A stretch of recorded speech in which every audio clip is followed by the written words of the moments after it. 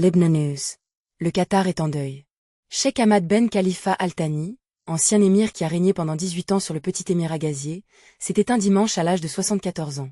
Né en 1952, il avait pris le pouvoir en 1995.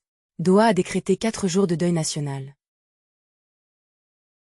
En 1995, il dépose son propre père lors d'un coup de palais sans effusion de sang et transforme un émirat marginal en acteur diplomatique de premier plan. Il fonde la chaîne Al Jazeera en 1996, multiplie les médiations dans les crises du monde arabe et obtient l'organisation de la Coupe du monde de football 2022. Sous son impulsion, Doha multiplie aussi ses investissements, notamment en France, faisant du Qatar un acteur économique mondial. Lorsqu'Israël bombarde le Liban durant l'été 2006, le Qatar de Cheikh Hamad se range aux côtés de Beyrouth. En 34 jours de guerre, plus de 1000 personnes perdent la vie et des quartiers entiers de la banlieue sud sont rasés.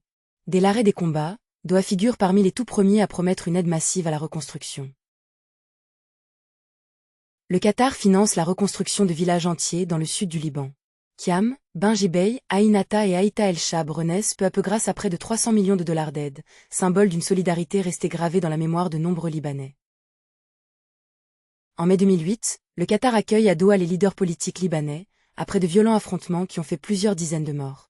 Sous l'égide de Cheikh Hamad, l'accord signé le 21 mai met fin à 18 mois de paralysie institutionnelle, installe un gouvernement d'union nationale et ouvre la voie à l'élection du général Michel Sleiman à la présidence. En 2013, Cheikh Hamad crée la surprise en abdiquant volontairement en faveur de son fils, l'émir Tamim, qui poursuit cette politique d'ouverture envers le Liban.